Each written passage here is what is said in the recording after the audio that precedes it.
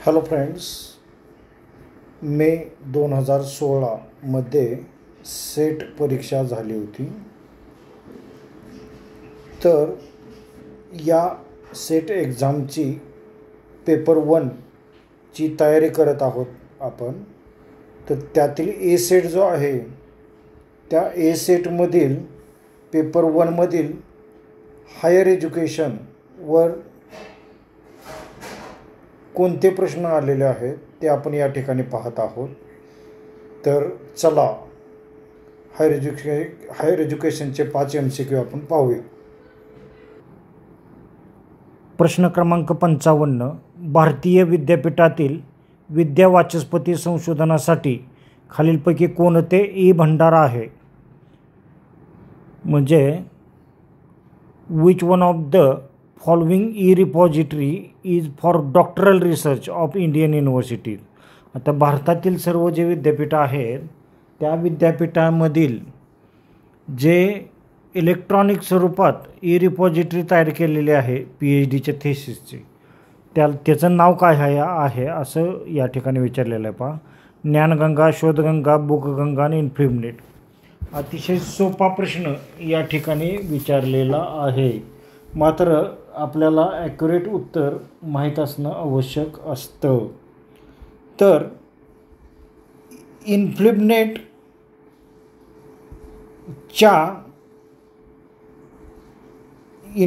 या organisation through Shodhganga हे E repository उपलब्ध करून दिलेली आहे. त्यामुळं इन्फ्लिबनेट म्हटलं की बरेच जण अदर सब्जेक्टचे आहेत जे लायब्ररी सायन्सचे ते चुकणार नाही आहेत, पण बाकीच्या विषयाचे जे परीक्षार्थी आहेत तर ते चुकण्याची शक्यता आहे. त्यामुळे हे इन्फ्लिबनेट नसून इन्फ्लिबनेटच्या वेबसाईटवर शोधगंगा नावाची ई रिपॉझिटरी बनवलेली आहे, ज्यामध्ये PhDचे थेसिस जे आहेत ते आपल्याला डाउनलोड करता येतात. त्यामुळं ज्ञानगंगा हे पण उत्तर चुकीचं आहे, बुकगंगा हे पण चुकीचं आहे आणि शोधगंगा हे उत्तर बरोबर आहे. आता असा जर प्रश्न आला, शोधगंगा ही सेवा कोणत्या संस्थेच्या अधिपत्याखाली चालते? तर इन्फ्लिबनेट या संस्थेच्या अधिपत्याखाली चालते असं याचं उत्तर असणार आहे. मात्र इन्फ्लिबनेट अंडर शोधगंगा ही ई रिपॉझिटरी आहे हे आपल्याला माहीत असणं आवश्यक आहे. पहा, आता शोधगंगामध्ये कोणत्या प्रकारची माहिती साठवली जाते? तर PhD आणि MPhilचे प्रबंध जे आहेत, PhDचे थेसिस जे आहेत तर ते त्या ठिकाणी स्टोअर करून ठेवले जातात. भारतातील सर्व विद्यापीठातील PhD झालेले जे कॅन्डिडेट आहेत त्यांचे ई रिपॉझिटरी स्वरूपामध्ये त्या ठिकाणी थेसिस ठेवले जातात. आता शोधगंगा या प्रकल्पाची सुरुवात कधी झाली असा प्रश्न जर या ठिकाणी आला तर 2009 साली झालेली आहे. शोधगंगा कधीपासून अस्तित्वात आलेला आहे? 2009 पासून अस्तित्वात आलेला आहे. हे या ठिकाणी आपल्याला आवर्जून लक्षात ठेवायचे आहे. त्यानंतर शोधगंगाचा प्रमुख उद्देश काय आहे असा जर प्रश्न विचारला तर भारतातील विद्यापीठांमधील थेसिस जे आहेत त्यांचं एकत्रीकरण करणे हा त्याचा उद्देश आहे. त्यानंतर शोधगंगा ही कोणत्या प्रकारची डिजिटल लायब्ररी आहे?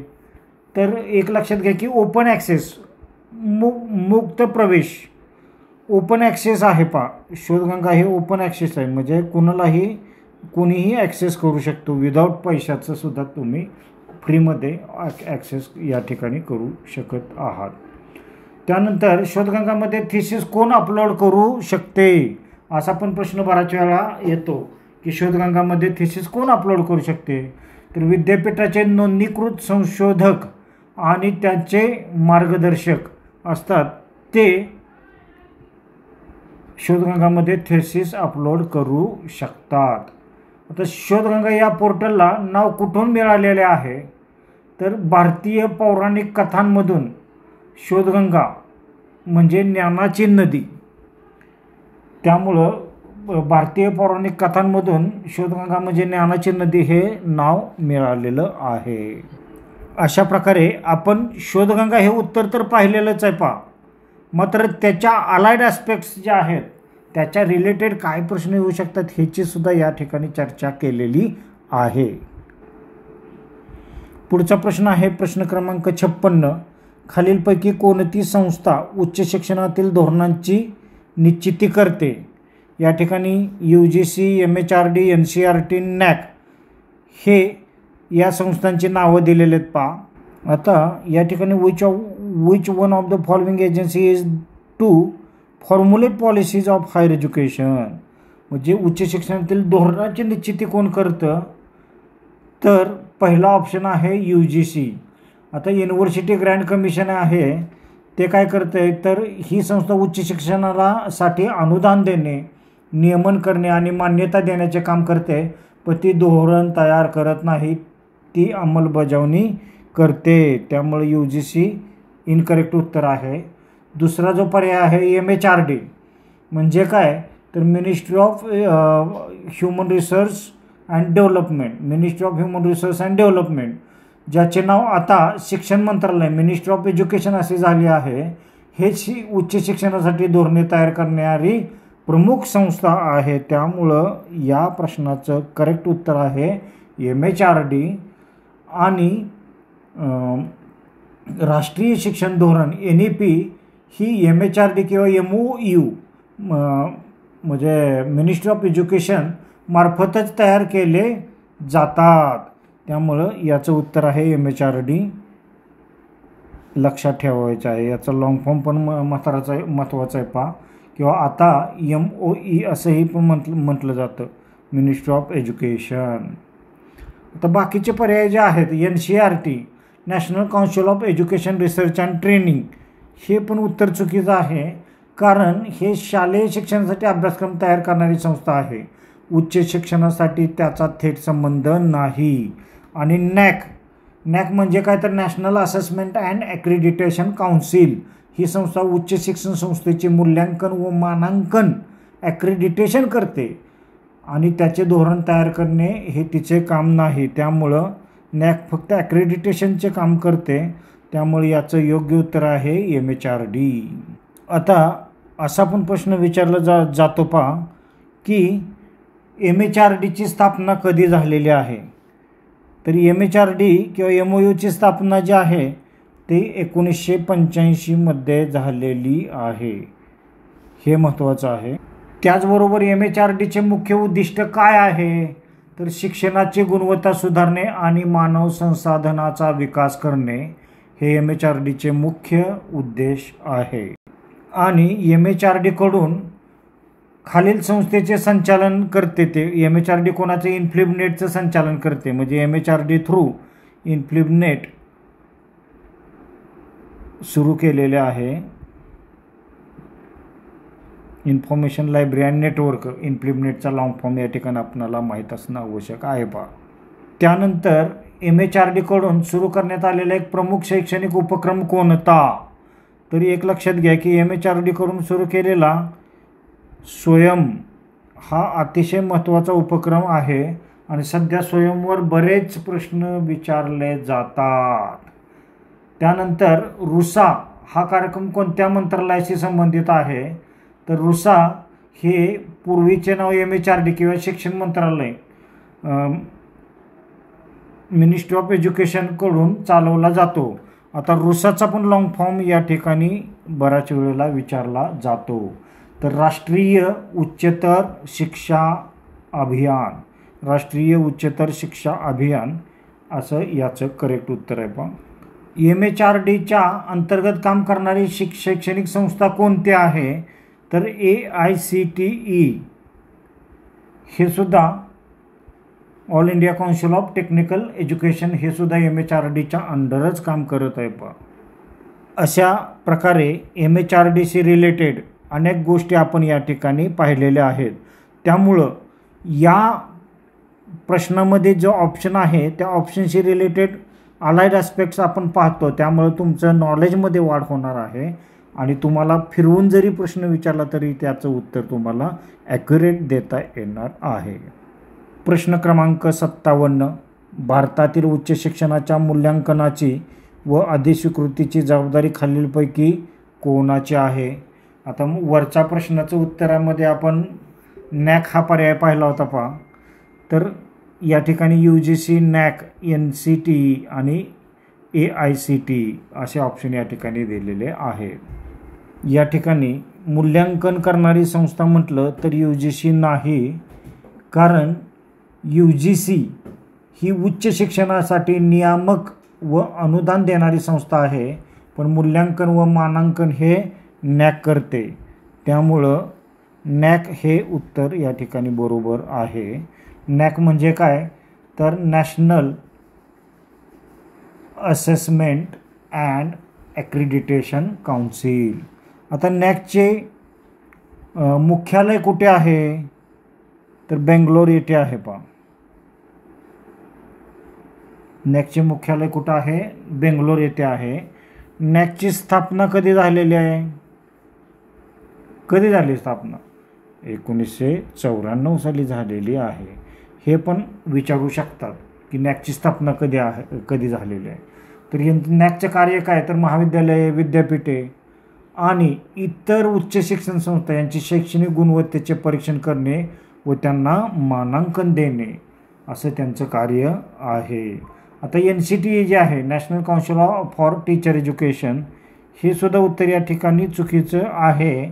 कशामुळे चुकीचं आहे तर ही संस्था प्राथमिक शिक्षण संस्था आणि अभ्यासक्रमासाठी जबाबदार आहे. त्यानंतर AICTE, All India Council for Technical Education, ही संस्था तांत्रिक व व्यवस्थापन शिक्षणासाठी नियमन करते, मूल्यांकन करत नाही. त्यामुळं AICTE हे सुद्धा उत्तर या ठिकाणी चुकीचं आहे. अशा प्रकारे उच्च शिक्षणातील मूल्यांकनाची व अधिस्वीकृतीची जबाबदारी म्हटलं की नॅक हे उत्तर बरोबर आहे. हे आपण या ठिकाणी लक्षात ठेवायचं आहे. Question number 58. UGCच्या 10 बिंदू CBS पद्धतीमध्ये श्रेणी A+ म्हणजे काय आहे? आता इथं उत्कृष्ट किंवा आउटस्टँडिंग, अतिशय चांगला व्हेरी गुड, उत्तम एक्सलंट आणि गुड चांगला हे पर्याय दिलेले आहेत. या ठिकाणी प्रश्नामध्ये काय दिलेलं तर as per UGC 10 point grading system for CBCS जो पॅटर्न आलेला आहे त्यामध्ये UGCची 10 पॉईंट ग्रेडिंगमध्ये A+ काय आहे? A+ म्हणजे काय तर आउटस्टँडिंग म्हणजे काय तर O10, व्हेरी गुडला काय A8 आणि A+9 काय एक्सलंट आहे पहा. A+ काय दिलेलं आहे? एक्सलंट. त्यामुळं याचं उत्तर आहे एक्सलंट, उत्तम. आता B+ जे आहे 7 पॉईंट त्याला गुड म्हटलं जातं. B6ला अबव ॲव्हरेज म्हटलं जातं. C5ला ॲव्हरेज म्हटलं जातं. P4 म्हणजे पास, F0 म्हणजे फेल आणि AB0 म्हणजे ॲब्सेंट. अशा प्रकारे हे 10 ग्रेडिंग सिस्टीम UGCचे 10 बिंदू ग्रेडिंग प्रणालीप्रमाणे CBCS म्हणजे काय तर चॉईस बेस्ड क्रेडिट सिस्टीम. त्यामध्ये A+ या लेटर ग्रेडचा अर्थ आहे एक्सलंट.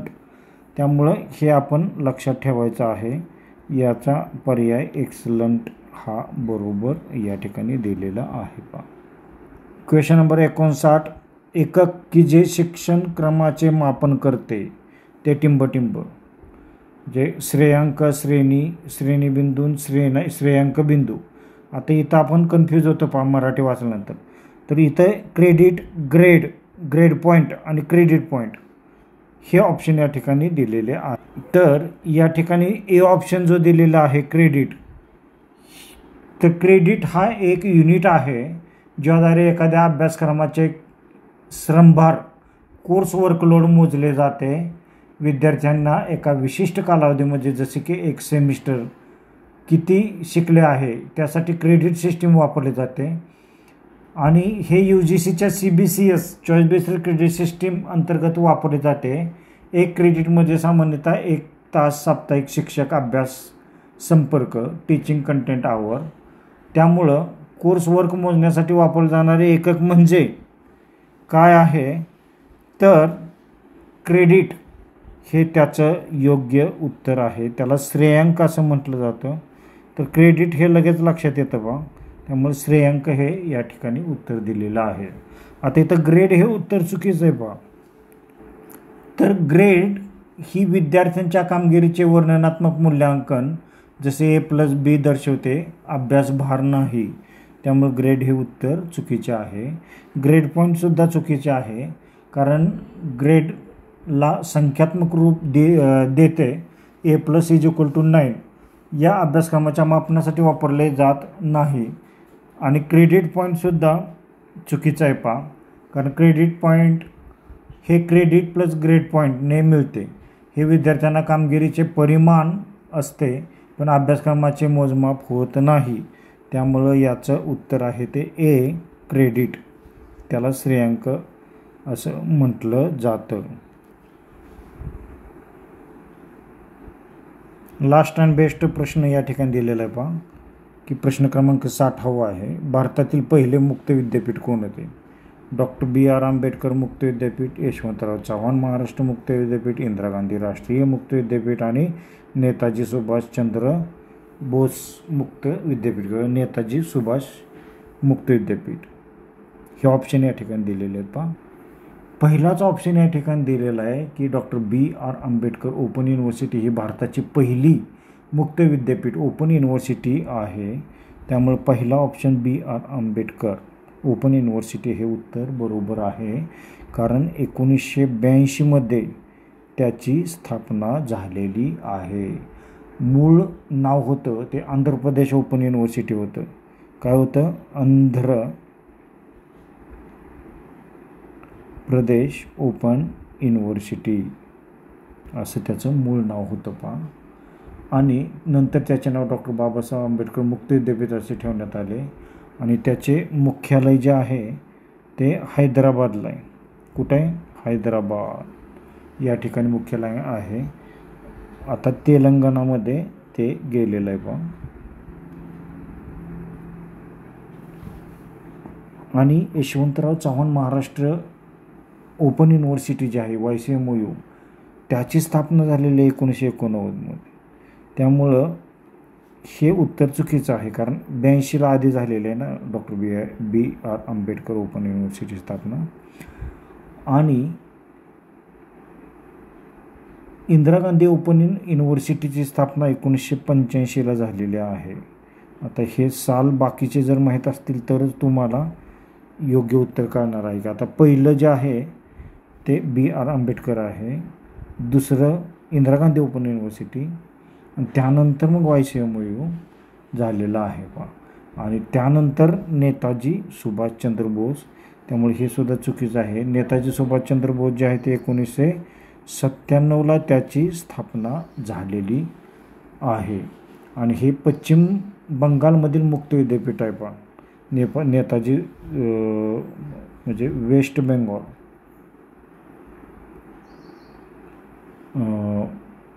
बंगालमधील मुक्त विद्यापीठ आहे, पश्चिम बंगालमधील. त्यामुळं स्थापना वर्ष हे आपल्याला पाठच असली पाहिजे. Doctor Babasaheb Ambedkar open university 1982 Hyderabad Telangana. Indira Gandhi national open university 1985 Delhi. Yashwantrao Chavan Maharashtra open university 1989 Nashik.